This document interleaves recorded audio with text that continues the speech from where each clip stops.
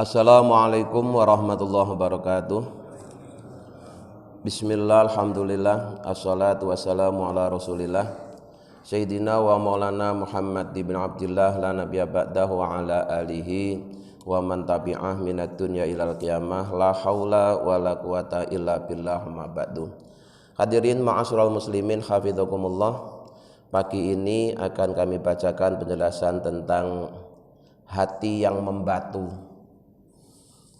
Pada mulanya hati manusia itu lembut dan bening, namun kemudian dia bisa berubah menjadi keruh, hitam, dan membatu.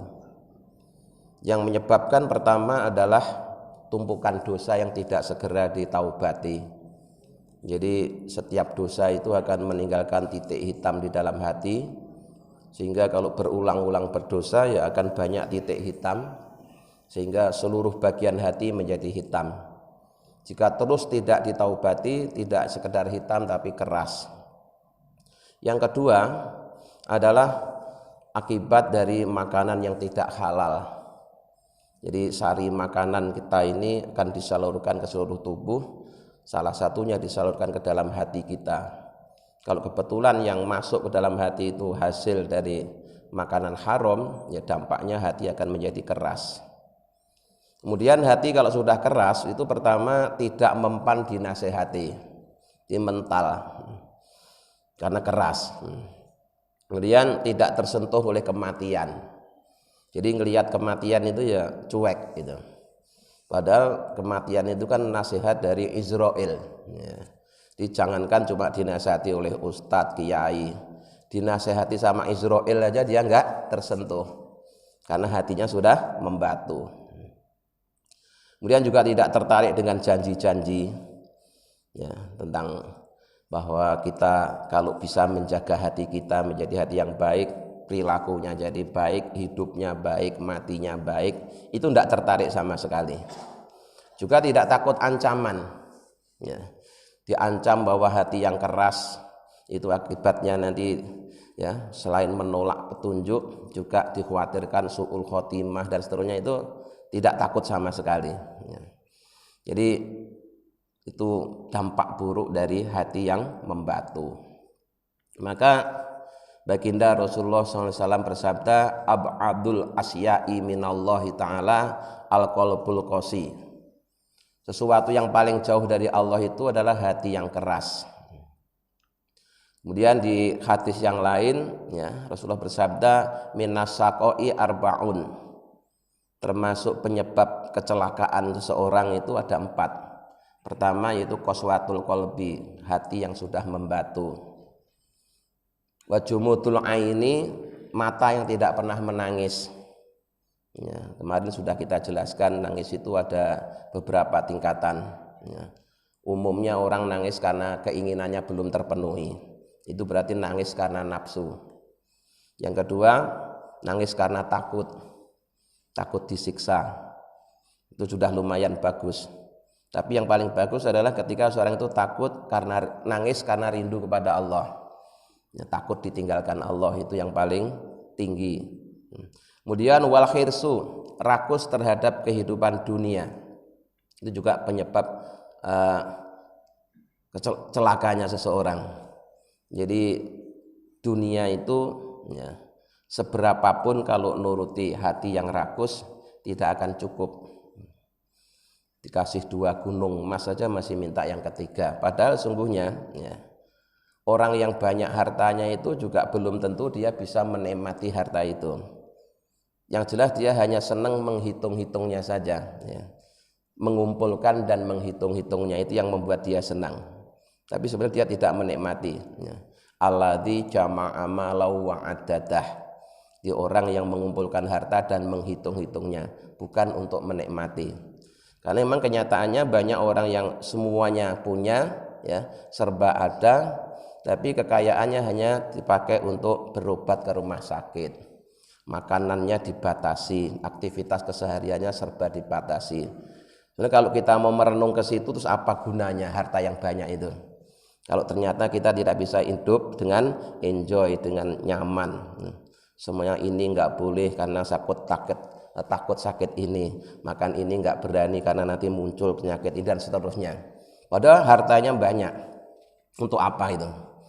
Padahal harta yang banyak nanti akan ada pertanggungjawabannya di hadapan Allah Subhanahu wa taala.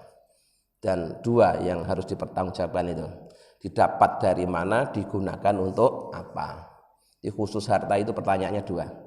Kemudian yang ketiga, penyebab seseorang celaka adalah tulul amal, panjang angan-angan, menganggap kematian itu masih jauh, sehingga setiap kali diajak berbuat kebajikan selalu nanti saja, nanti saja, nanti saja. Tiba-tiba mati, udah selesai. Fahtaris, maka jagalah dirimu min hadil arba'i, dari keempat sifat buruk ini. Wa fil hadisil akhar, dan dalam hadis yang lain Rasulullah bersabda, wa'lamu, ketahuilah, annallah, sungguhnya Allah itu layak balu, tidak menerima doaan doa min qalbin ghafilin, dari hati yang lalai. Ketahuilah sungguhnya Allah tidak akan menerima doa dari hati yang lalai. Hati yang lalai itu kalau toh berdoa, yang diingat bukan Allahnya, yang diingat apa yang dia minta. Jadi ketika berdoa itu yang diingat apa yang dia minta, nggak ingat sama Allahnya. Yang diingat hanya pemberiannya, tidak ingat sama yang beri. Berarti itu kan lupa Allah itu. Wal ghaflatu, sedangkan lalai itu dunal qaswati, statusnya di bawahnya hati yang membatu. Jadi hati yang lalai itu ya buruk, hati yang membatu lebih buruk. Untuk sekedar lalai saja Allah sudah tidak mau menerima, apalagi kalau sudah sampai membatu. Wahia madmumatun, dan ini merupakan sifat yang tercela. Wa fiha, dan di dalamnya ghayatul dzarari, terdapat puncak dari segala bahaya, karena selamat dan tidaknya seorang tergantung hatinya. Maka berulang-ulang kita selalu dinasihati, hati-hati, hati-hati banyak lubang, hati-hati tanah longsor, hati-hati, selalu hati-hati jalanan licin. Yang diingatkan selalu hatinya, Pak, bukan matanya, bukan tangannya, bukan kakinya. Untuk urusan di dunia seperti itu, di akhirat juga sama. Jadi kalau penyakit jasmani hanya berdampak buruk di dunia, tapi kalau penyakit hati itu dampak buruknya sampai ke akhirat. Wal qalbul ghafilu, sedangkan hati yang lalai, huwaladzi la yastaiqidhu, yaitu hati yang tidak termotivasi, wala yantabihu, dan tidak ingat, idza waradat, bila datang alaihi kepadanya, apa al mawa'idhu, nasihat-nasihat, wa zawajiru, dan larangan-larangan. Hati yang lalai itu hati yang ketika diberikan nasihat, diberikan pengetahuan tentang larangan, itu sedikit pun tidak bangkit, tidak ingat. Wal tafitu, dan tidak menoleh ilaiha, kepadanya, enggak peduli, dicuek. Dan itu terjadi min ghaflati, karena saking lalainya, wasahwihi, dan saking lupanya, saking cueknya. Jadi dinasehati, dikasih pengarahan, dia apa itu sama sekali tidak mempan, noleh aja enggak. Jadi noleh aja tidak, itu gambaran tidak peduli sama sekali. Makanya jangankan cuma dinasehati orang, dinasehati Israel itu juga tidak tersentuh sama sekali, saking bekunya, hati tadi. Wastigholihi, dan sibuknya dia, wala'ibihi, dan main-mainnya dia, walahwihi, dan bersenang-senangnya dia, wazagharifi dunyahu, dan dia tertipu dengan keindahan dunia. Jadi karena sedang konsentrasi, tertarik dengan keindahan dunia, sehingga ketika mendengar nasihat itu cuek, tidak peduli sama sekali, tidak ada yang meresap dalam hatinya, semuanya mental. Wattiba'i hawahu, dan dia selalu mengikuti hawanya, hawa nafsunya. Qala Allah Ta'ala, Allah mengingatkan, Allah berfirman li rasuli, kepada rasulnya alaihi salatu wassalam, wadhkur, dan ingatlah kalian, Rabbaka, pada Tuhan kalian, fi nafsika, di dalam hati kalian. Ya Allah berpesan kepada Rasulnya, Kalau Allah berpesan kepada Rasulnya, juga pesan itu berlaku buat umatnya Rasul. Pesannya Allah bagaimana? Wadhkur rabbaka fi nafsika. Ingatlah Tuhanmu ke dalam hatimu. Dan berulang-ulang kami sampaikan bahwa mengingat Allah itu merupakan ibadah yang teragung. Wala dzikrullahi akbar. Dan sungguh mengingat Allah itu ibadah yang paling besar. Mengapa? Karena ibadah yang tidak dibatasi waktu. Kalau ibadah-ibadah yang lain itu terkadang dibatasi waktu, Pak. Ya. Kayak sholat 5 waktu itu semuanya dibatasi waktu. Subuh itu dibatasi waktu. Ya. Kalau matahari sudah terbit, waktu subuh sudah habis. Baru kemudian beberapa menit kemudian, ya, setelah matahari terbit mungkin sekitar 10 atau 15 menit masuk waktu sholat isyraq atau sholat duha. Jadi ibadah sholat itu dibatasi waktu. Tidak sah kalau tidak dilakukan di dalam waktunya.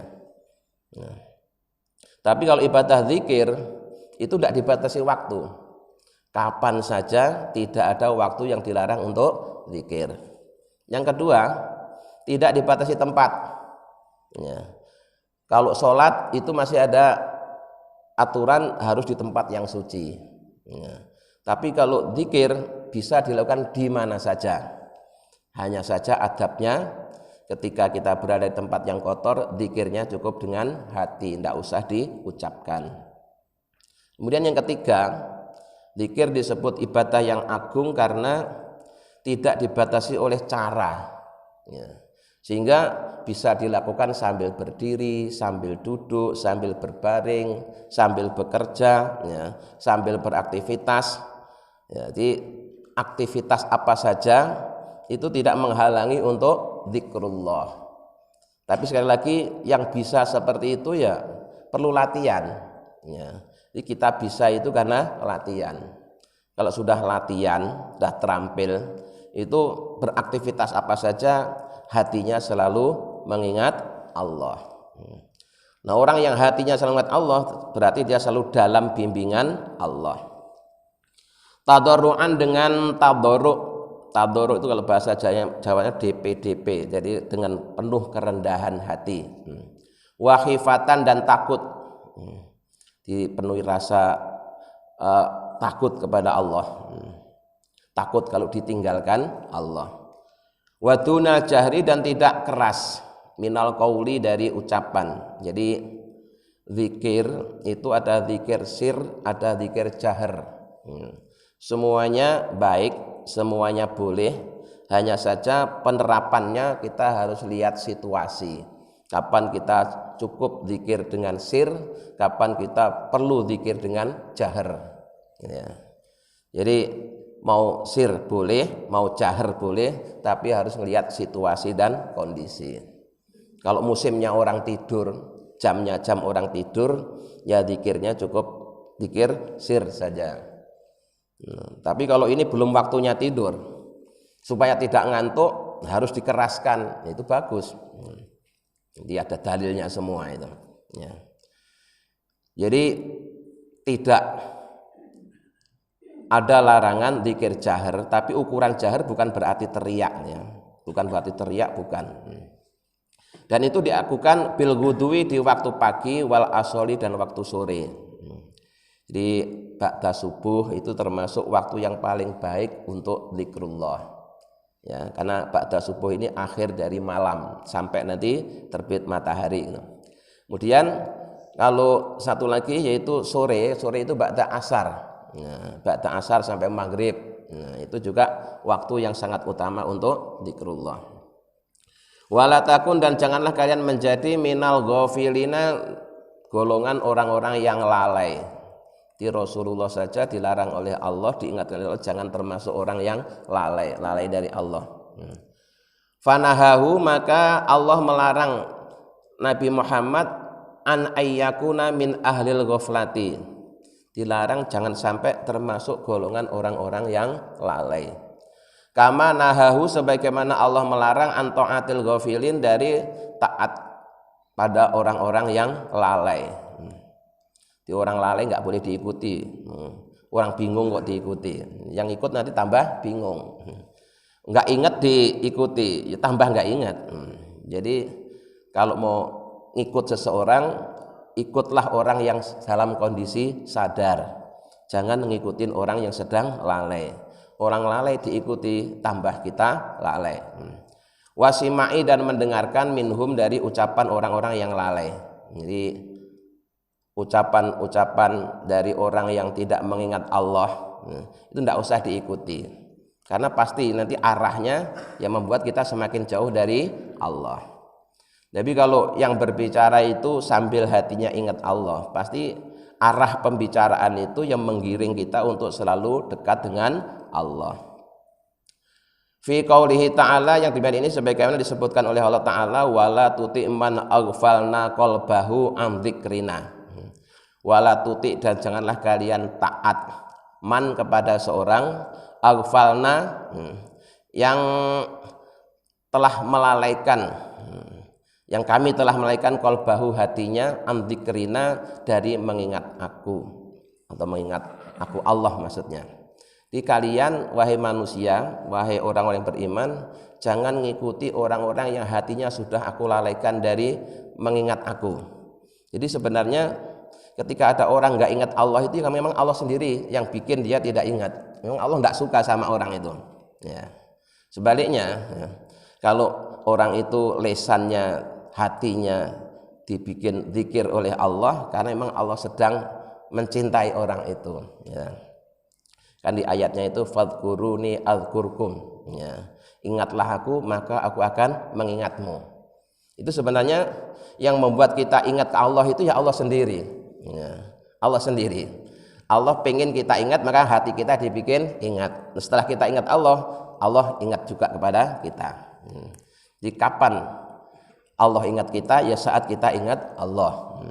Kapan Allah lalai dengan kita? Saat kita lalai dengan Allah. Jadi kalau pandangan tasawuf itu selalu kebalikan dari syariat, Pak. Ya. Kalau syariat kan beristighfarlah agar dosamu diampuni. Gitu ya, istighfar dulu baru diampuni. Kalau tasawuf kebalikannya, tandanya kalau kamu dosanya mau diampuni, kamu dimaukan istighfar. Gitu.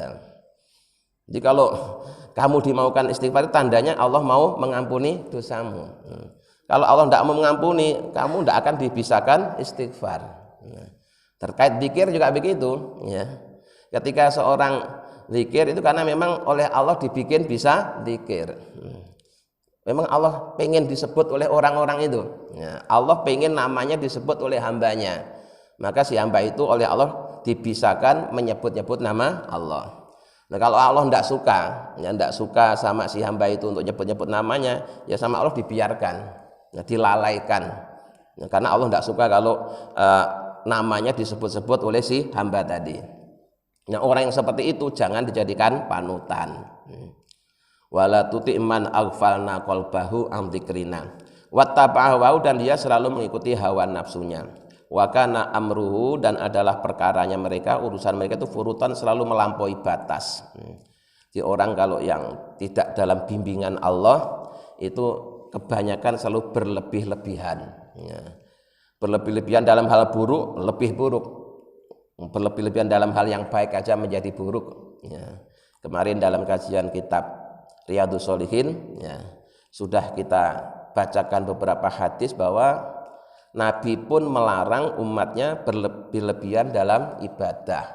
Di ibadah itu ada takarannya, ada tuntunannya. Tidak boleh bikin aturan sendiri sampai melampaui batas. Yang baik aja kalau berlebihan menjadi tidak baik, apalagi yang dari awalnya memang sudah tidak baik, lebih tidak baik lagi. Nah, wa minal ghaflati, salah satu tandanya hati yang lalai itu adalah ayyaqra'a, membaca sapal abdu seorang hamba Al-Qur'an Al-Karimah, Al-Qur'an yang mulia, au yasma'ahu, atau mendengarkan bacaan Al-Qur'an, fala yatadabbaruhu, kemudian dia tidak melakukan tadabbur, tidak merenungkan maknanya. Jadi termasuk hati yang lalai adalah seseorang yang ketika baca Al-Quran atau mendengar Al-Quran dibaca, hatinya tidak merenungkan maknanya. Nah, terkait dengan hal ini memang agak sulit ya. Bagaimana kita memerenungkan maknanya kalau kita tidak tahu artinya, ya, tidak tahu artinya. Nah, maka caranya begini, kalau kita tidak tahu artinya Quran yang kita baca, karena nggak ngerti bahasa Arab, jangan mengingat-ingat artinya karena memang tidak tahu. Ya, kita ingat-ingat yang berfirman aja lah, ingat Allahnya saja, gitu ya. Nggak usah merenungkan makna Al-Quran yang dibaca karena memang dia nggak bisa merenungkan, nggak tahu artinya.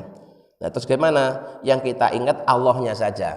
Ya, jadi ketika dengar Al-Quran dibaca, dia ingat Allah. Apapun ayat yang dibaca, yang dia ingat Allahnya, gitu saja. Ya, kalau itu kan bisa, ya, tahu apapun tidak arti ayat yang dibaca, yang dia ingat adalah Allahnya. Itu gampang kalau seperti itu. Ya. Termasuk di dalam sholat juga begitu, Pak. Ya, kadang ada yang mengajarkan supaya sholat kita khusyuk, kita harus merenungkan makna-makna bacaan di dalam sholat. Itu sulit, terutama bagi mereka yang tidak ngerti bahasa Arab. Apalagi nanti kalau yang dibacakan itu ayat yang mereka tidak pernah dengar, tambah sulit lagi.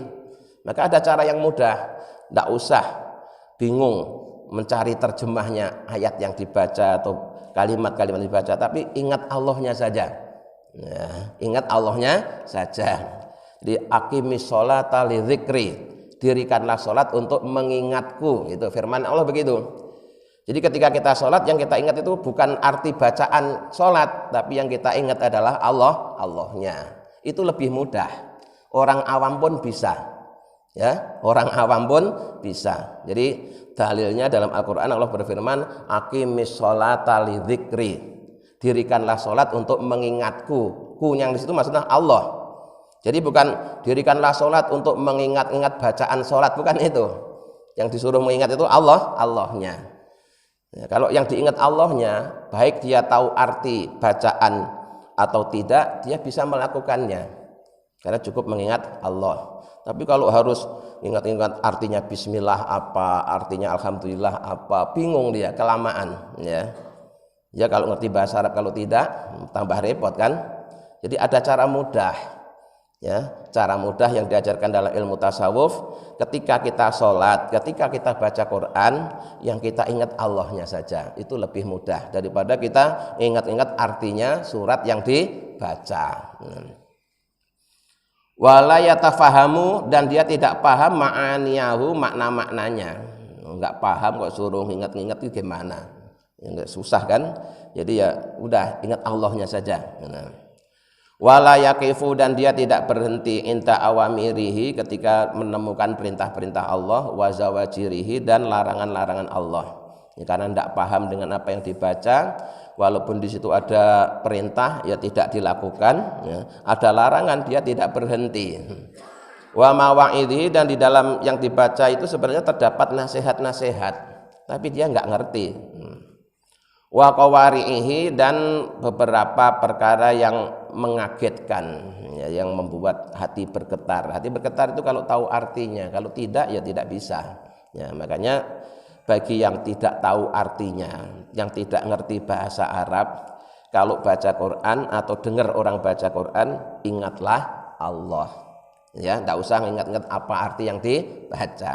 Termasuk dalam sholat ya begitu. Ya, bagi yang kesulitan mengingat-ingat makna bacaan sholat, tidak usah ingat-ingat makna bacaan sholat. Yang diingat siapa? Yang nyuruh sholat aja, yaitu Allah Subhanahu wa Ta'ala. Aqimis sholata li dzikri. Ya, dirikanlah sholat untuk mengingatku, mengingat Allah. Ya. Wa kadzalika, dan begitu juga ahaditsur Rasul, hadis-hadis Rasulullah SAW juga tidak dia pedulikan. Wa kalamus salafi, dan nasihat dari ulama-ulama kuno as-sholihi yang soleh juga tidak diperhatikan, akibat dari hati yang lalai, hati yang membantu.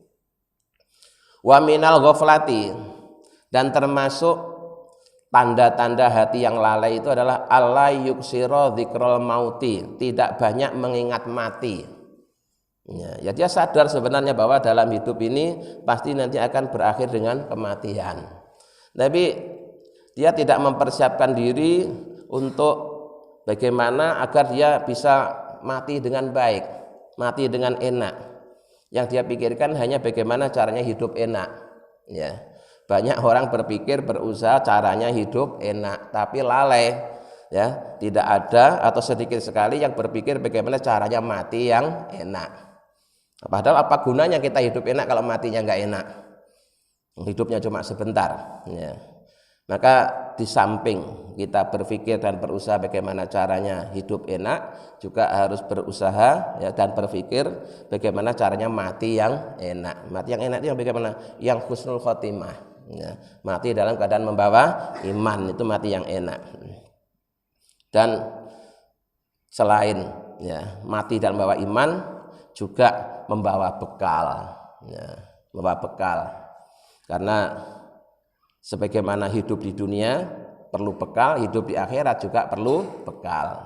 Bedanya di dunia kalau kita kurang bekal masih bisa ngutang ke temennya, minta kepada orang lain untuk ditransfer. Tapi kalau kita sudah mati dan ternyata di sana kekurangan bekal, minta dikirimi, yang ngirimi juga udah mati, repot. Mau ngutang ke temennya nggak bisa. Nah, jadi harus bawa bekal sendiri. Nah, ada cara lagi, ini ajaran tasawuf juga. Kalau kamu sadar bekalmu itu cuma sedikit, kamu harus berupaya kenal dengan panitia akhirat. Ya, kalau kita sadar bahwa nanti saat kita berangkat ke akhirat itu bekalnya cuma sedikit, kita harus berupaya mengenal panitia akhirat. Panitia akhirat itu siapa? Ya mulai dari Allah, para rasulnya, para nabinya, para walinya, para orang-orang soleh. Itu aman Pak kalau kita banyak kenalan. Ya, kenapa? Kalau toh misalkan kita kekurangan bekal, tapi karena di sana banyak kenalan ya aman, bisa numpang ke kenalan kita. Ya. Kalau saya contohkan misalkan Bapak pengen pergi ke Mekah, ya, sangunya hanya pas untuk naik pesawat. Sehingga untuk hidup di Mekah sana sudah nggak punya bekal.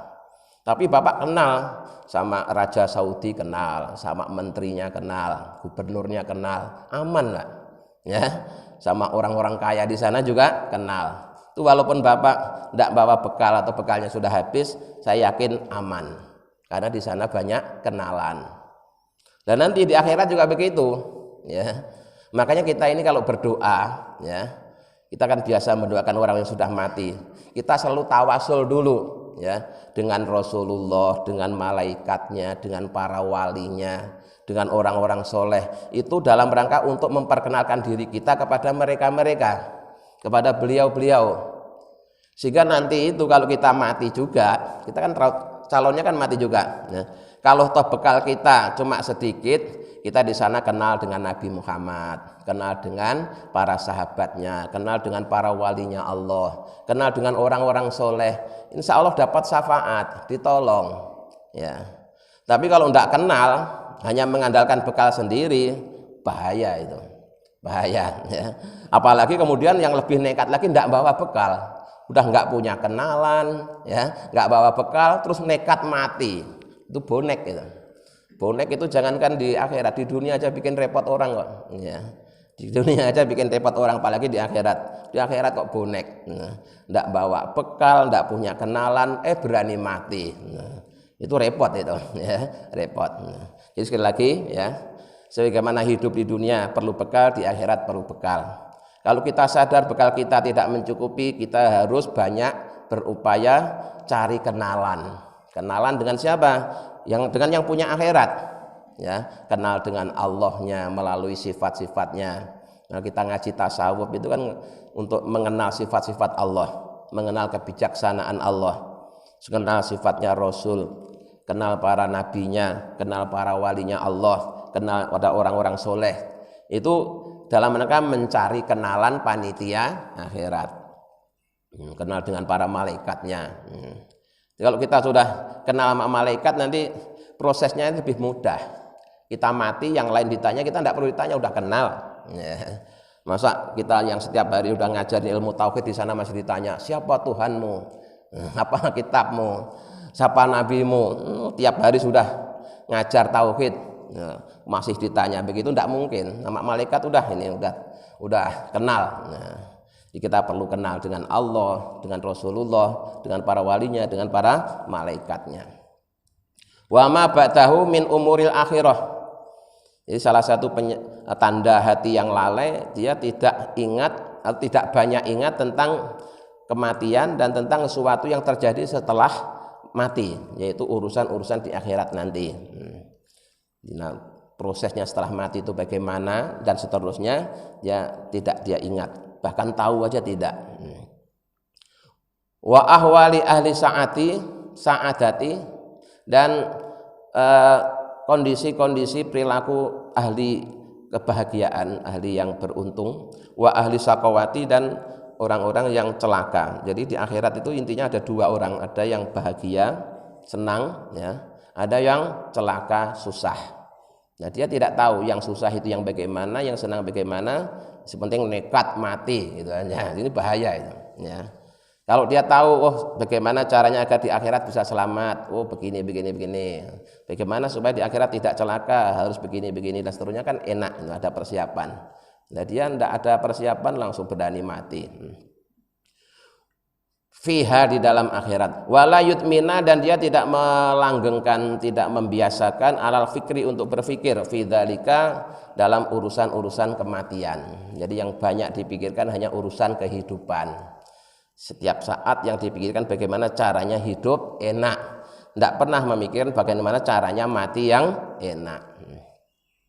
Wa minal ghaflati dan termasuk bentuk kelalaian adalah ala yuksiro, tidak memperbanyak mujalasatal ulama ibillah, untuk duduk di samping ulama-ulama yang mengenal Allah.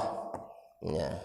Jadi salah satu tanda bahwa hati itu hati yang lalai, dia tidak banyak duduk di majelis-majelis taklim, di majelis-majelis zikir, ya. Jadi duduknya itu di tempat lain. Padahal dengan duduk bersama para ulama yang membahas tentang sifat-sifat Allah, itu akan menjadikan hati kita semakin mencintai Allah. Ketika kita duduk terus tema obrolannya itu menceritakan tentang kemuliaan sifat Rasulullah, maka hati kita akan senang dengan Rasulullah, akan cinta dengan Allah, cinta dengan Rasulullah. Padahal nanti di akhirat orang itu akan dikumpulkan bersama-sama yang dicintai. Terserah kita mau mencintai siapa. Ya. Kalau kita mencintai para ulama yang memperkenalkan Allah kepada umat, ya nanti dia akan dikumpulkan bersama para ulama. Wa bidinihi dan dengan agamanya Allah. Al-mudzakirina yang selalu mengingatkan, bi ayyamihi dengan hari-harinya. Wa alaihi dan beberapa nikmatnya, wa wa'dihi dan janjinya, wa wa'idihi dan ancamannya. Al-muhridina yang menghancurkan dan yang menganjurkan ala ta'atihi untuk taat kepada Allah. Jadi salah satu upaya supaya hati kita tidak lalai, ya, tidak ghaflah, kita hendaknya ada kegiatan rutin menghadiri majelis ilmu, yang ilmunya itu yang dibahas adalah ilmu tentang Allah, bukan tentang urusan dunia, tentang bagaimana kita bisa menjadi hamba Allah yang sesungguhnya, tidak menjadi hambanya hawa nafsu, ya. Jadi harus ada, Pak, ya, harus ada. Kita punya apakah itu seminggu sekali atau seminggu 2 kali, harus ada. Bahkan kalau di kitab lain itu tuntunannya jangan lebih dari 3 hari. Kalau kita 3 hari tidak ngaji sama sekali, itu bisa menjadikan hati kita mati. Ya tidak langsung mati, mula-mula gersang. Nah, gersang terus lama-lama lalai, lama-lama mati. Orangnya masih hidup tapi hatinya sudah mati. Itu kalau nggak pernah ngaji terkait dengan urusan akhirat. Ya. Pengajian itu juga macam-macam yang dibahas, tergantung temanya. Nah, pengajian yang membahas tentang Allah, ya, itulah yang akan menghidupkan hati kita, tentang kasih sayang Allah, tentang kekuasaan Allah, ya, tentang kasih sayang Rasulullah, tentang kemuliaan sifat-sifat Rasulullah. Itu yang akan menjadikan hati kita hidup, ya, hati kita lembut dan bening, sehingga berupaya untuk meneladani Rasulullah dan rajin menjalankan perintahnya, menjauhi larangannya. Lah itu semuanya kita dapatkan melalui ulama karena memang kita hidup di zaman ulama. Ya. Karena zaman sekarang kalau kita mau ngaji ke Rasulullah, kita tidak ketemu Rasulullah. Kita hidup di zamannya para ulama. Kalau ingin pelajari agamanya Allah, ilmunya Rasulullah ya lewat ulama. Wa alastina bi maksiatihi, dan menjauhi maksiat kepada Allah bi aqwalihim, dengan melalui nasihat-nasihat para ulama, wa af'alihim, dan perbuatan para ulama. Itu kalau kita mendapati ulama. Wa malam yajidhum, kalau kita tidak mendapati ulama, misalkan kita hidup di daerah yang di situ tidak ada ulamanya sama sekali, ya, sehingga kita tidak bisa mendengar nasihatnya, tidak bisa menyaksikan perilaku kesehariannya, sehingga tidak bisa mencontoh, gimana? Fakutubuhum, maka kitab-kitab mereka, alati sonafuha, yang telah mereka tulis, itu juzi mencukupi an mujalasatihim, dari bergaul, duduk bersama ulama. Nah, jadi bagi orang yang tinggal di daerah yang jauh dari kediaman ulama, mau ngaji ke rumah ulama jauh, ya, maka bisa sebagai gantinya adalah dengan membaca kitab-kitabnya, membaca kitab-kitabnya. Nah, karena para ulama itu mewariskan nasihat-nasihatnya melalui kitab yang ditulis, sehingga kalau kita tidak ketemu dengan ulamanya, ya cukup dengan membaca kitabnya. Nah, jadi kalau ngaji ada kitabnya itu enak Pak, tinggal membaca, ya, tinggal mengikuti. Jadi apa yang kita baca itu dari ulama, bukan nafsu kita sendiri. Kalau tidak ada buku panduannya, bisa jadi itu yang banyak muncul adalah pikiran dia sendiri atau nafsunya sendiri, yang kemungkinan besar banyak kelirunya. Tapi kalau ada kitab panduannya itu lebih aman, ya. Kalau ada panduannya lebih aman. Jadi bagi yang jauh atau tidak bisa bertemu dengan para ulama, maka dia cukup dengan membaca kitab-kitabnya. Ketika seorang tidak bisa hadir di majelis taklimnya. Ala anal ardha la tahlu insyaallahu minhum, karena di bumi ini, ya, sejak dulu, sekarang dan seterusnya, Allah selalu menyediakan ulama-ulama billah. Nah, ulama-ulama billah. Wa in amma fasadu zaman, walaupun zaman sudah rusak, kebanyakan di mana-mana sudah rusak, tapi tetap sebenarnya Allah menyediakan orang-orang istimewa. Cuma syaratnya kita harus mencari, Pak. Ya. Karena yang istimewa ini tidak dipajang di tempat umum. Ya. Yang istimewa ini tidak dipajang di tempat umum, jadi harus ada upaya kita untuk mencarinya. Ya. Jadi walaupun zaman sudah hancur, zaman sudah rusak, di muka bumi ini tetap ada ulama-ulama yang mukhlis, ulama-ulama yang mulia, ya, yang benar-benar ulama billah. Seorang ulama yang tugasnya memang mengenalkan dan mengajak umat manusia untuk kenal dengan Allah dan beribadah kepada Allah. Itu akan selalu ada di sepanjang zaman, walaupun umumnya zaman sudah rusak. Cuma memang kita harus mencarinya, ya. Karena kalau namanya barang langka itu ya harus dicari, tidak bisa didapatkan melalui yang umum.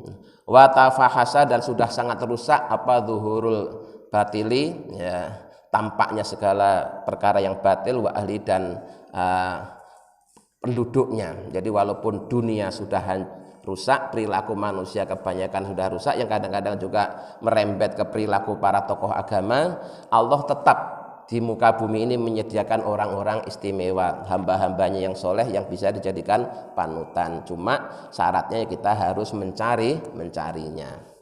Pagi ini sampai di sini dulu, mudah-mudahan dengan bimbingan Allah kita bisa memahami dan mengamalkannya. Amin ya rabbal alamin. Allahumma sholli ala sayyidina Muhammad wa sallam Muhammad, alhamdulillahi rabbil alamin.